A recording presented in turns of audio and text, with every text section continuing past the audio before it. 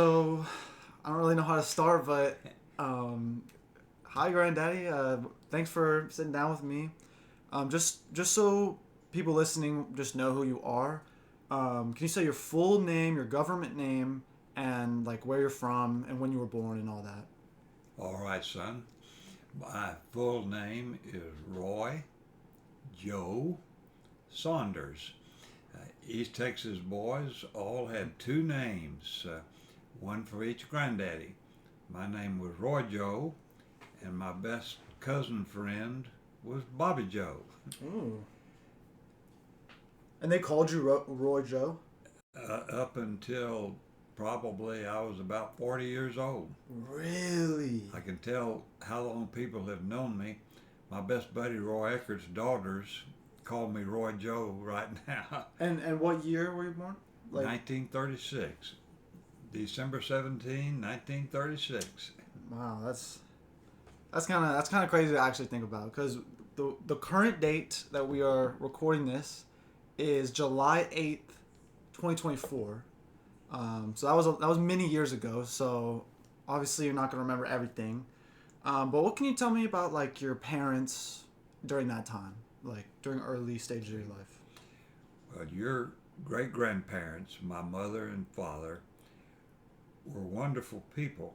They were very simple East Texas farm people, Mm-hmm. and they lived a simple life. They had good character and they had an amazing work ethic. And their parents and grandparents were farmers, and somehow one of my ancestors obtained an East Texas farm of 121 acres and it had no debt on it. So there were about nine who lived there on a regular basis. My mother and daddy and my little So who sister. owned the property? Uh, my grandmother, who was a widow, owned the property. Uh, Her husband, my granddaddy, died when I was a baby, and so she was an invalid. She had 16 children. My mother was the youngest of 16 children, and her health was just gone. So, in that old farmhouse, no utilities of any kind.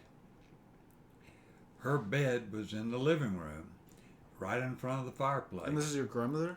This is my grandmother. She was in the bed all the Do time. you know how old she was? Like when you were like a kid? It's a guess, but I would think about 90.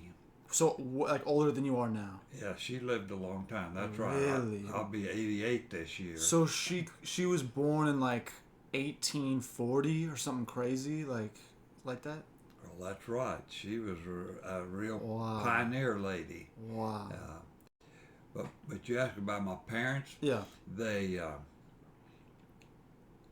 they were hard workers. What were their names? Uh, my mother's name was Jewel Agnes Thompson Saunders, and my daddy was Ewell Euel Thurman Saunders. Interesting. What's that name come from? Like what are those like cuz what was his name? Well, my daddy's name was Ewell Thurman. What's like Yule? Like do you know what that comes from? Is that like German or No, do you I really know? don't, son. That's I think it's a family name, It's very unique. and the Yeah. names meant something to my grandparents on my daddy's parents. So your parents like what what would you say like their ethnicity was? Like did they say that they were like English or like or were they just American? Like what did No, that's pretty simple. That's a good question, but it's pretty simple. All of my ancestors were from the British Isles, either England or Mhm. Scotland, Ireland, around in there. Uh, so it was pretty simple. Uh, my mother and father married just as my mother graduated from high school, so they married young, and I was born in the end of the Depression, toward the end of the Depression. So the simplicity was My grandmother had the old farmhouse, and everybody who had no place else to go lived there. I had two uncles and my cousin Bobby Joe. Both those uncles were widowers, and they never remarried. And I also had two aunts who lived there. So, how many people would you say? Well, I'd have to count them. So, two uncles, two aunts, and a cousin, that's five. My grandmother was six, and then uh, there'd be 9 or 10 of us. But in addition to those who lived there sort of permanently, the Depression was tough in East Texas. And you have relatives all over East Texas, alive and in all the cemeteries, every Really? little town in East Texas. And so anytime someone And like, lost, what towns are around? Sorry to interrupt, but like, yeah, what towns are around East well, Texas? Like, from our old farmhouse, about 8 miles, is a little country town called Mixon, Mixon, and it's a crossroad. It's a Baptist church, a country store, and behind the church there is a Baptist cemetery that's filled with your relatives. wow. And then about 16 miles is a city of some modest size, Jacksonville. There's a junior college there, Lon Morris, and that's where all the farmers would take their produce for sale. On Saturday morning, you'd take all your produce to the farmers market in Jacksonville for sale. How far would that be, like, from where your farm was? Well, from our farm, it would be 16 miles, and we had a wagon and a mule, so it was a hard all day trip. So it took a full day to get there? Oh, Wow. hard, long day. Yeah. And so how often would you guys go? Well, we would go almost every Saturday to take during sales season for your produce. You'd take tomatoes and bell pepper and corn and whatever you had for sale, and you would load up the wagon and go into Jacksonville and sell it on Saturday morning. So that was the first 7 years of my life. There was not a school that you could get to on a mule and a wagon. So when I was 7, my daddy moved us to Houston so I could start school. Interesting. So okay, let's first focus before you moved to Houston. Okay. So during All that right. time, Yeah. what was like your daily routine? Like, what would you would wake up and what would happen? Because we had no utilities, the weather and the day set our schedule for us. So we would get up very early in the morning, and the men and boys would get on the wagon before daylight, and we'd go out into the fields to work. So this is you, your dad, and your two uncles, and then your cousin. Yes, So 5 people. right. Okay. And if there were any other families living there while they found a job or found another place to live, well, and even some of the women went to the field. The older women and any who were not especially healthy Mm-hmm. would tend to the house and cook and clean and wash and do all those things. Uh, but we would take food with us in the morning, and we would stop and pick a couple of watermelons and a bunch of cantaloupes, and we had a creek on our property, so we would put those melons and the cantaloupes in the creek, and then at noontime they'd be cold from the water, and we would have them during the day while we worked the crops. But then, to finish your question, the daily routine was we worked until it was dusky dark, and then when we were home, there were no lights. We had some kerosene lamps, but kerosene was very expensive, and so we only burned them if there were some emergency. Yeah. And so I went to bed when it got dark, And again, the men and the boys in the summer would sleep on the porch. We had old cane chairs that my uncles had made, and we would turn them upside down and use them as a backrest. And the men and boys would sleep out on the porch so they could get the nice breeze in the summer. What's like the climate of East Texas? Is it very dry or is it more humid like here? Well, it of course does not have the Gulf nearby, but it's very warm. It's extremely warm in the But summer. during the winter, does it get like snow or like? Yes, it does. Snow. It's very cold. Snow Mm. and rain and ice. So weather is a real problem. And And would that like kill the crops and stuff? well, you really didn't have crops in the winter. You had to plant and harvest before the winter time set in. And again, I repeat, son, it's a very simple life. Most of the warm weather is spent trying to preserve and set aside food to be eaten during the winter. So during the winter, you're not working in the fields and stuff. You're just like, Very limited, very yeah, limited. You really had two kinds of fields. One was very near the house that you could just walk to, and that was for family consumption. And then the distant fields were, we hoped, cash crops. Not much so, cash. so what crops were you like making and Well, stuff? we had cotton Really? and cotton and tomatoes and bell pepper and corn and okra, and then Dang. we grew some things to be consumed by us or by the animals. Yeah. We grew peanuts.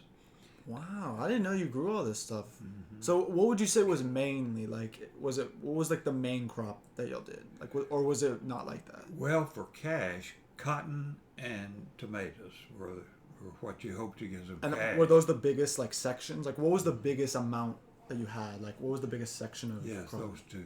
Yeah. So how like lucrative was the selling of these crops? Not lucrative at all, son. You just prayed that something would sell, because you had no idea what the market would be when you got to Jacksonville, Mm. how many other farmers there would be, and you were in great competition. And the farmer who'd take the least was more likely to sell his product. I can remember many times we would come back from the market, had not sold anything, and we would dump a wagon load of bell pepper or tomatoes Really? out from the house. Because you just couldn't use it? You know, we That's we, horrible. we couldn't eat them and couldn't sell them, so you just dumped them and let them be fertilizer. So did that eventually like? Is that a kind of a reason y'all also left? Was because y'all weren't really making enough money to like? Well, that's absolutely a reason. Uh,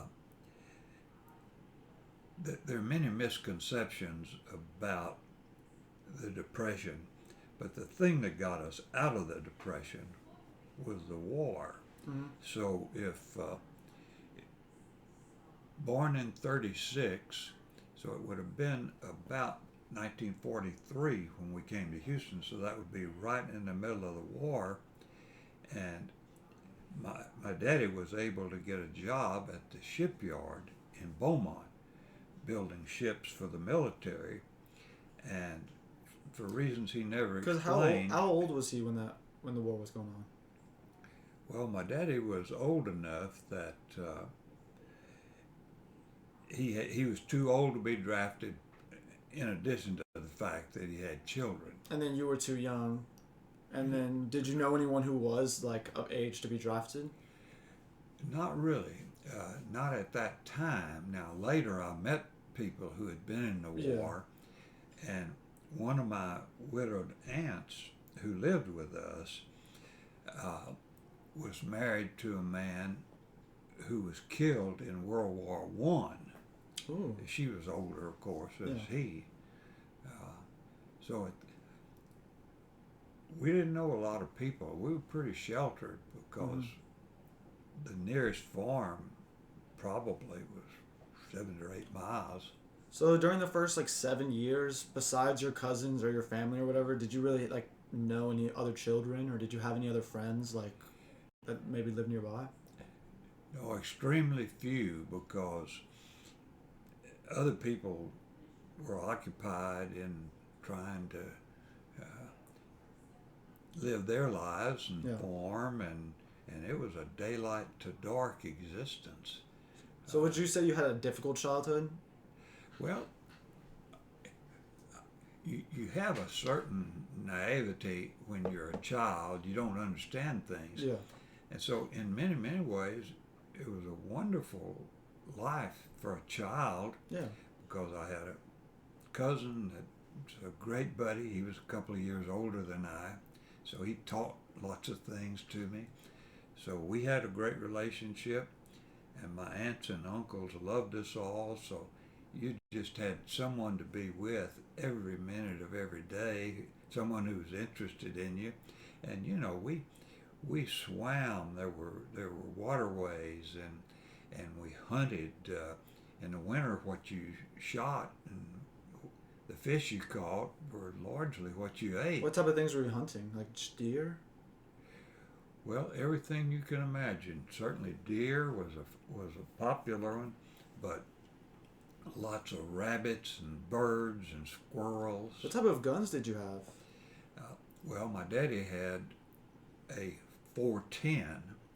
It had a mild kick to it, and he bought a 21 for my cousin and me to shoot because Yeah. it was a less abusive weapon. Yeah. It didn't have a kick to it. So do you kind of like you really like that that was your do you like that that was your childhood that you grew up around like Well, yes, it was a marvelous childhood because it was just a boy's delight. Run, we yeah. would run it. We had about 6 old coon dogs, and my various cousins. I had cousins all over East Texas, and they would come and visit. We would run after those coon dogs at night, screaming and yelling, and it was a fun time for a boy because I was just too naive to realize how poor and desperate we were. Do you think if you were like maybe 10 years older that it would have been like way more difficult for you because like you're more in tune with your reality and you understand like what's really going on? Well, I think clearly yes, Yeah. because that was the only life I'd ever known. Uh, Yeah. it didn't occur to me there was a different way to live.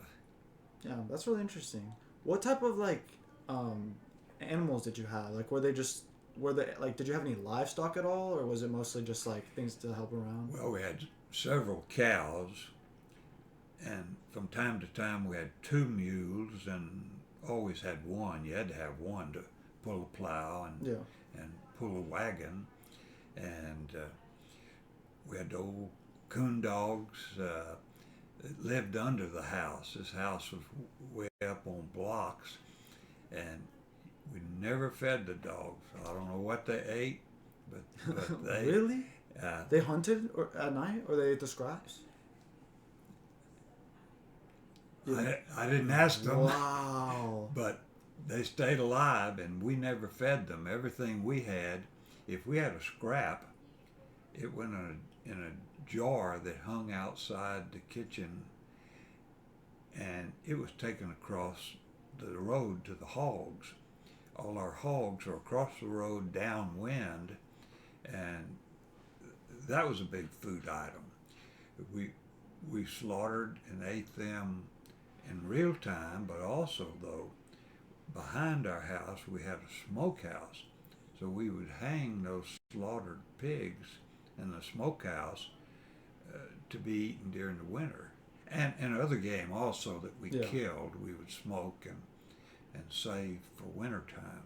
Do you remember like the first animal that you hunted or that you killed?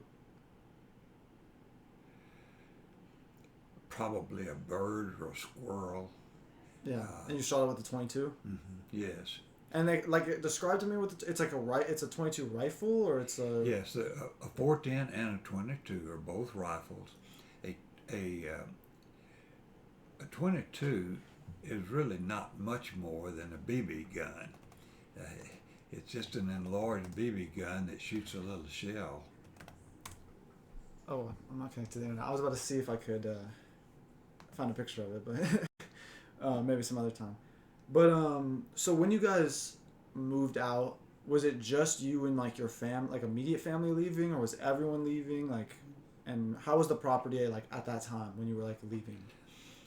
Well, we were all there, and it was a strange situation as a boy because all I knew was that suddenly my daddy was gone. And they tried to explain it to me that he'd gone to this place called Houston and he was going to get a job and he would come back and get us.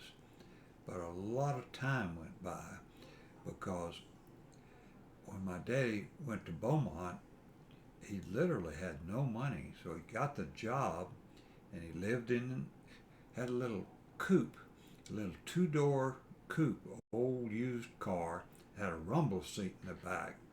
So he lived in that car, but in way back there, the bayous were very clean. So he would park on the bayou and he would bathe and drink water out of the bayou and he would shoot game and cook it on an open fire. So he lived in the car and outside, and he worked at the shipyard till he saved enough money. And he went to Houston, and I never knew how it all worked out, but he found an old widow lady who had a little old up on blocks frame house, and she rented the back end of it to him. Uh, my family would move to Houston, and we would live in the back, and she would live in the front. And we had one bathroom right in the middle. So y'all had to share it. So we shared a bathroom with this widow lady. But the problem was, if you went in the bathroom from our backside, you would lock both doors.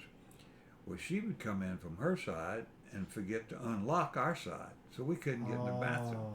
So one of my jobs was running out the back door, running along the side of the house, and knocking on the front door and asking her, would you please open the bathroom door? And she had not had her yard cut in years. I mean, literally years. And the grass was up to my shoulders. So somewhere I borrowed a sickle from someone, and I just sickled a little pathway so I could run from the back door to the front door in a path. And where was this house?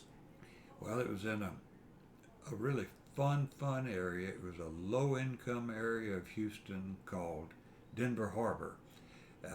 Its nickname was Podunk because a bunch of boys there climbed up on the water tower and wrote in bold letters the word P-O-D-U-N-K, Podunk.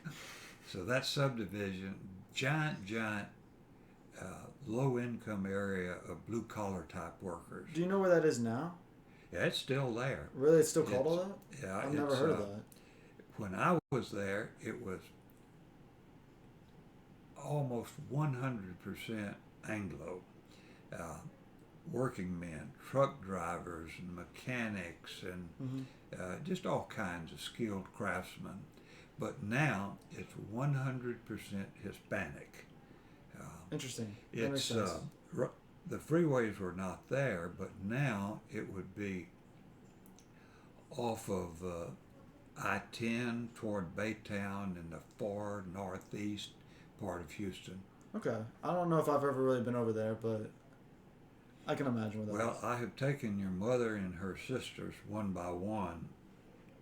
We drove through, and I showed our old rent houses to them, and showed the elementary school I went to, and so we had sort of a fun day. So yeah, that's great. So when you came to Houston, you said you were 7, Yes. and so did they instantly put you in school? And like, cause you would be in like second grade by that point. You're supposed to Well, be, but I would. It was a strange thing for a boy, and it just didn't occur to me to ask a bunch of questions. But when we left the farm, I had uh, one sister at that time, so the four of us were up front in that little old car, and everything we owned in the world was in that rumble seat. Every cup towel, every fork, every skillet, Wow. uh, everything we owned was in the back. Well, we moved in with that widow, and my daddy would still go to Beaumont to start with, though. He would go to Beaumont early Monday morning, and again, he'd repeat his old routine. He'd sleep in the car, work in Beaumont all week, and then he'd come home Friday night, so he would be with us just on the weekend. Um, So you wouldn't work at all on the weekends? no, he'd be off on Saturday and Sunday. Uh, at least Sunday, at least Sunday. But to answer your question about school, I never quite understood. But after we moved into that little house, my mother was very, very ill, and they parceled my sisters and me out. My sisters went with various relatives, and I went with a wonderful aunt and uncle. Uh, we called her Aunt Joe, and my uncle was named Jim. Aunt Joe and Uncle Jim, and they had twin boys late in life. So I lived with them during the first grade, and my mother was ill, and I never quite knew what happened, but they took her back to East Texas. And so my mother was in East Texas with family. My daddy was working in the shipyard, and my sisters were scattered. But then, sometime after the first grade, well, we all got back together again. Oh. And so my aunt actually was the one who started me to school. Uh, it is almost impossible to visualize all this in modern society. But my aunt and uncle, having no children at that time, lived in this tiny little old shack. And almost across the road from us, my uncle's mother ran a junkyard, and her husband was dead. Really? Wait, so who is this? Who ran this junkyard? Where can I find a little more money? This bill is $130. Well, it's on credit card. You want I more know. cash for the boy? Yes. Okay, well, you know that drawer that has my billfold? Uh, is that on tape? Yes, it is. We'll keep it in. That's it's fun for people listening later. Okay. Well, anyway, to finish that,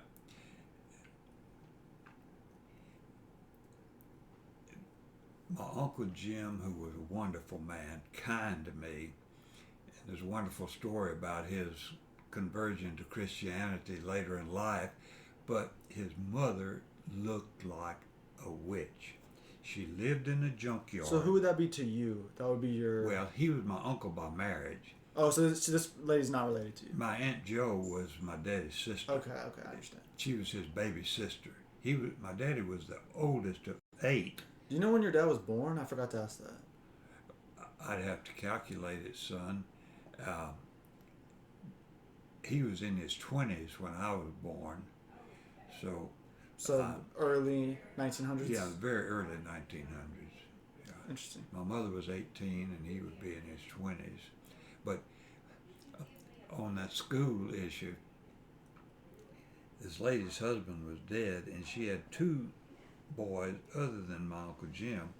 I don't know if they were from his father or not. Mm-hmm. I didn't ask. Yeah.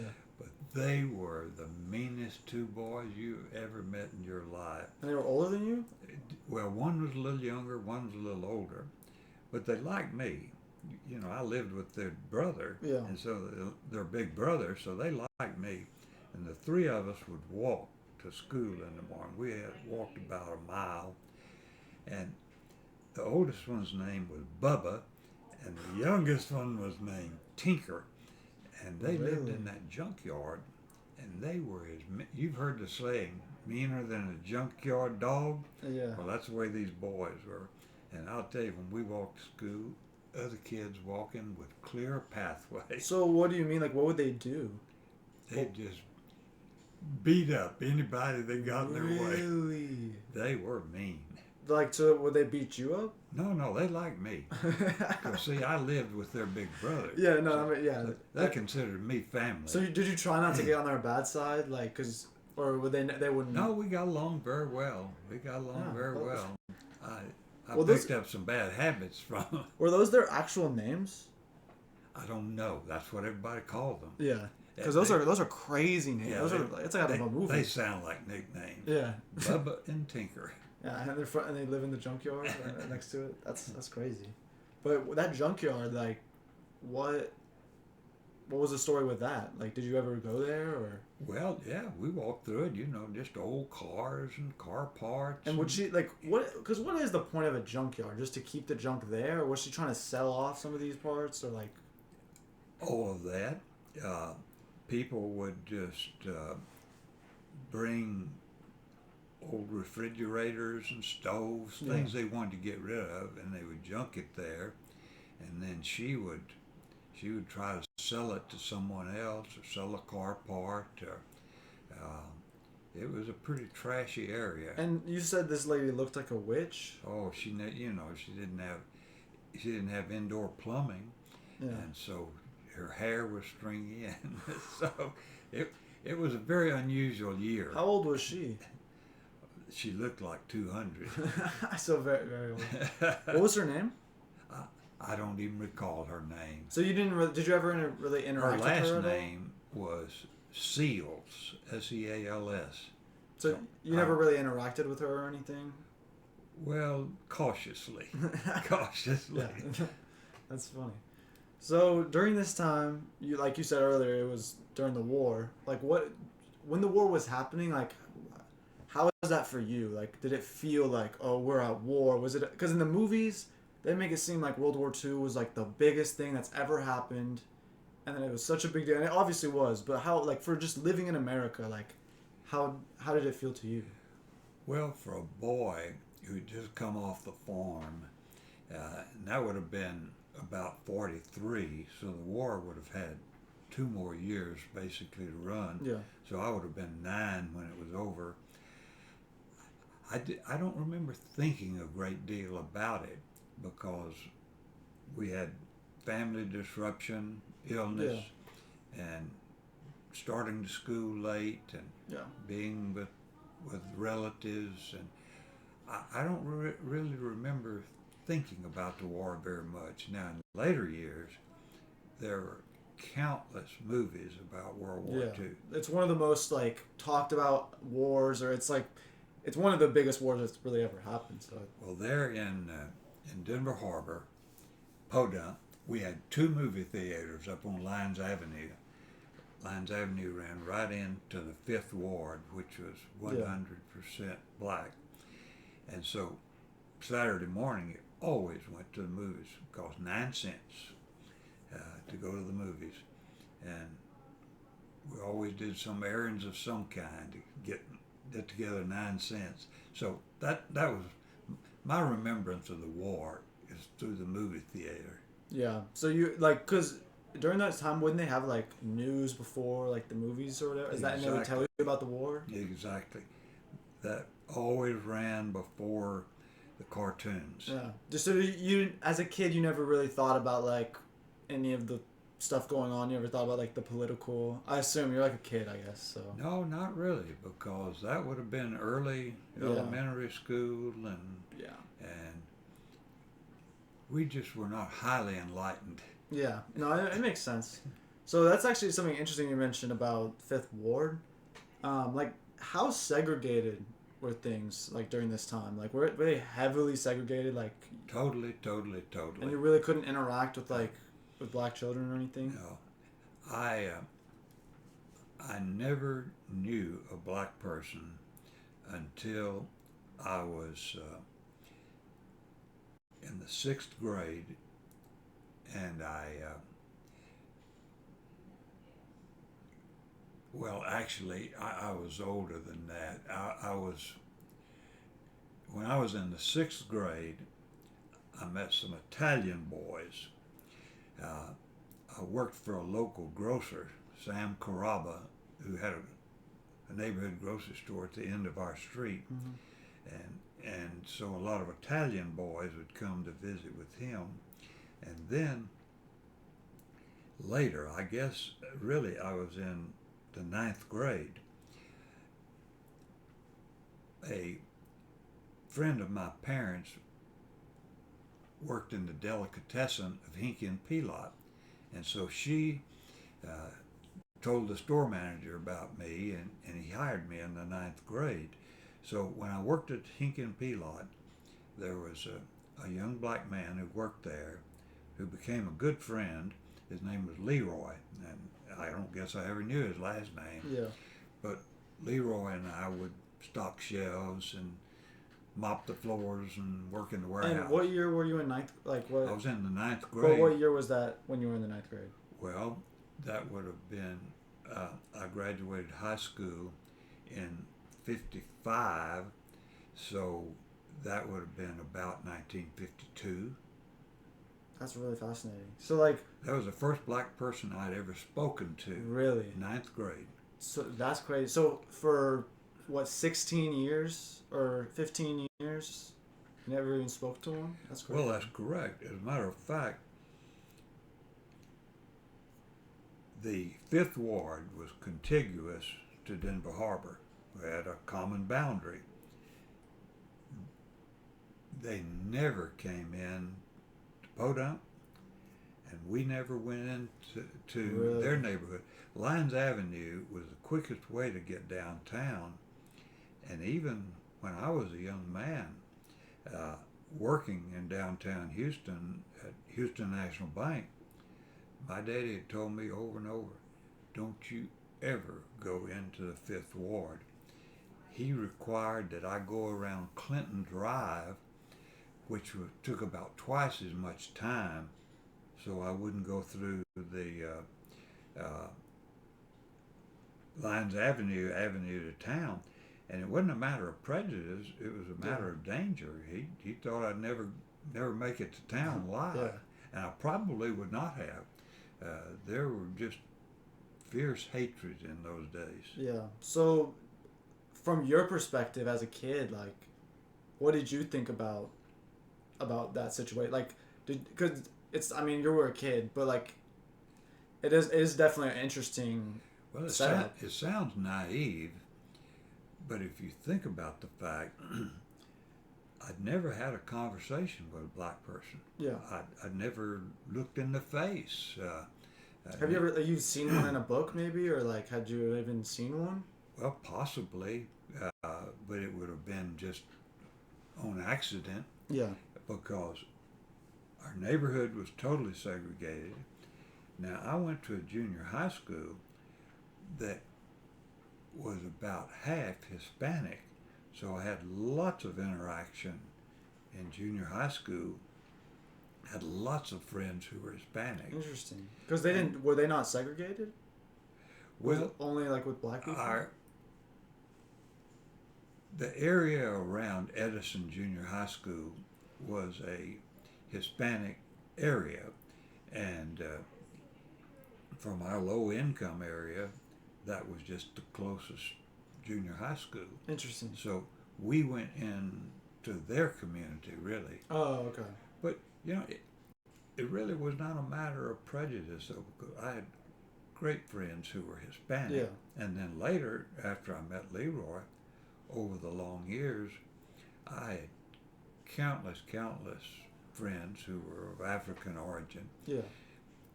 They were in the Sunday school classes I taught, and when I taught in the American Institute of Banking at night, I taught the first black class. The banks were segregated. There were no black workers Really? in the banks When you first started working there? for long years after I started working Wow. there. And black people couldn't come in? Ultimately, there was a little black bank that started, and it almost failed from the first day because they really had no background in banking.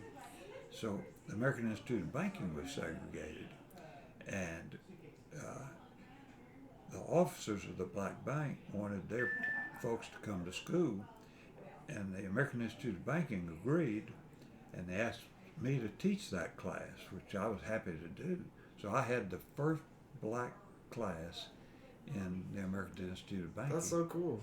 Uh, Because well, as you like, this is kind of getting out of your childhood, but like as you got older, did you ever even really think about the concept of segregation, like, and how it like might be kind of weird? Because like from a modern context, from like from my generation, it seems very horrible, and it obviously is bad.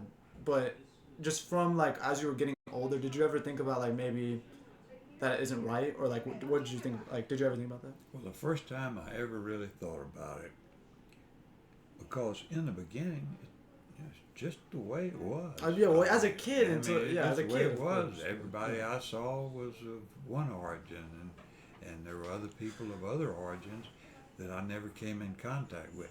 The first time I really thought deeply about it, when I was in high school, a great buddy of mine through high school and college was named Jack Mann, and Jack and I were patriotic young folks, and we wanted to join the service, but we also realized we really needed to go to college if we were going to accomplish very much. So Jack and I joined the Naval Reserve, and we were on a ship based out of Galveston. We'd go 1 weekend a month. And what year was that? Well, that would have been about 1954. We were still in high school. Okay.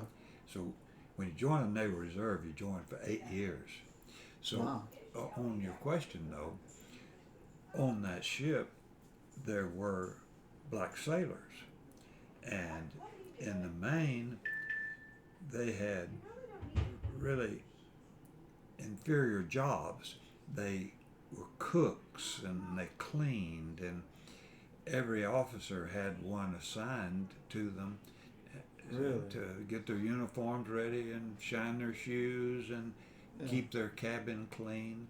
And so when I started seeing all that, uh, one night we were all sitting around talking, and I just commented that it just wasn't right that the black sailors and the Filipino sailors painted and chipped, and we had the good jobs. Yeah. I was in charge of the payroll office, and my friend Jack was in charge of the watch list, and so he was really respected because if he got unhappy with you, he would assign you to the 12 midnight to 4 in the morning watch. So Wow. everybody was good to me because they wanted to advance on their pay. To him, because they wanted a good watch. My other buddy, who was called active duty when I was, Frank Gallerano, was in charge of the ship's store. These are all white guys. He was all white guy. Oh. Well, Frank was Italian, but But that's white. similar. Yeah, that's white. Yeah. So anyway, we were talking, and I commented about how unfair that was, and the big argument.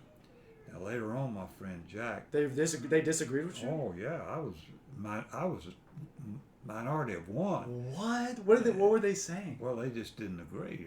No, no, no. That's what they ought to be doing. Dang. Now later, Jack and I were talking. He said, "Roy, I'm going to tell you. I really agree with what you said, but he said that's between you and me. If you ever tell anybody I said that, I will call it a falsehood and say I didn't say it." Wow. So that's how firm 'Cause opinions were. It was just like that was just the culture. Like people just didn't like that. I just it's hard to wrap my head around. Just because nowadays it's so like anti that. Well, So- that's quite right, rightly so. But when you've never known anything else, Yeah.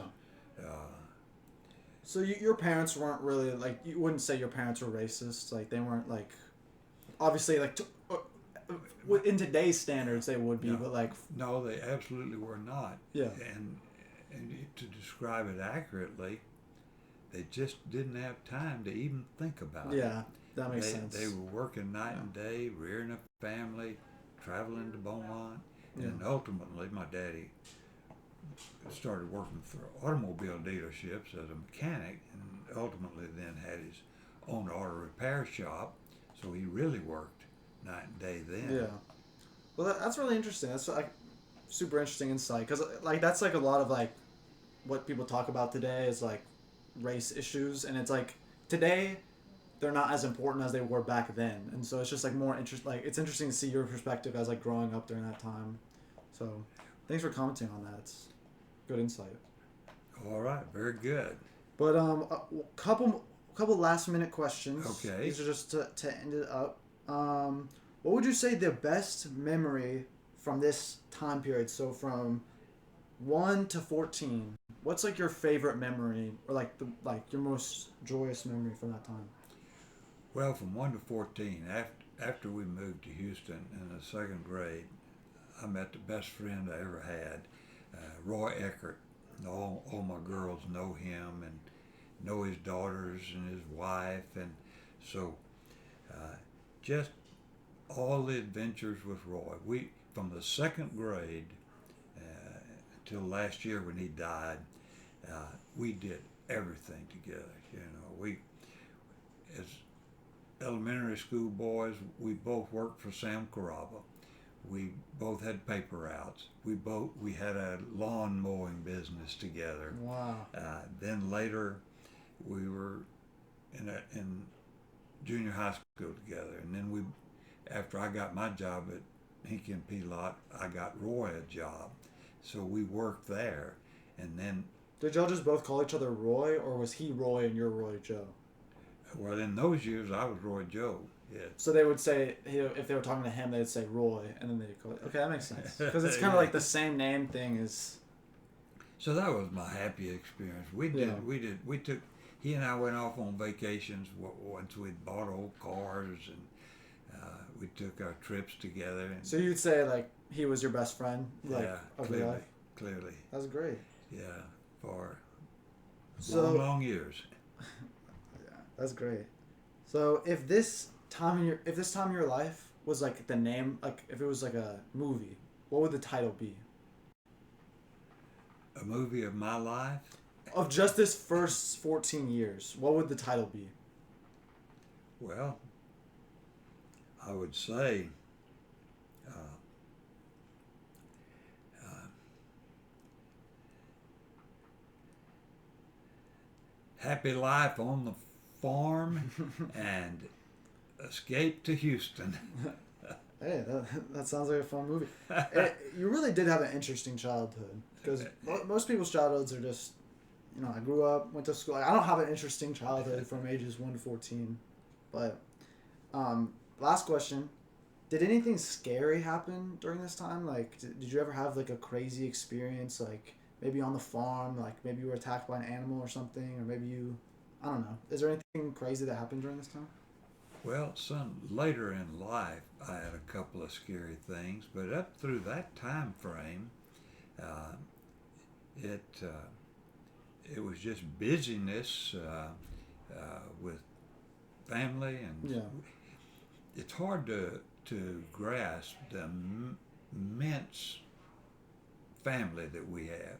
Mm-hmm. From 16 on my mother's side and 8 on my daddy, from 24, you get lots of cousins and aunts and uncles, and so we were highly occupied with family, and the family recreation was going to the river on the weekends and hunting, fishing, and I sort of got all that out of my system as a young man. Yeah, because you didn't really, like, I feel like growing up, like, I don't know, I never really saw you as like a hunter or like an outdoorsman. So you just kind of, after you were a kid, you just kind of stopped doing that? Well, I loved it during that time, but later though, I really realized if if I want to improve myself and have some financial stability, I've got to get an education. I've got Yeah. to learn a job, a career, and so I really spent a lot of time in school, and I had jobs since the sixth grade. I had jobs all through junior high, all through high school, and so there just was not a lot of spare time. Yeah. And of course, I had friends. Denver Harbor was a wonderful place for friends, and that could have been the answer of the happiest time. In 2 blocks, I bet I had 20 friends. Really. I knew every person in every house in every direction for blocks.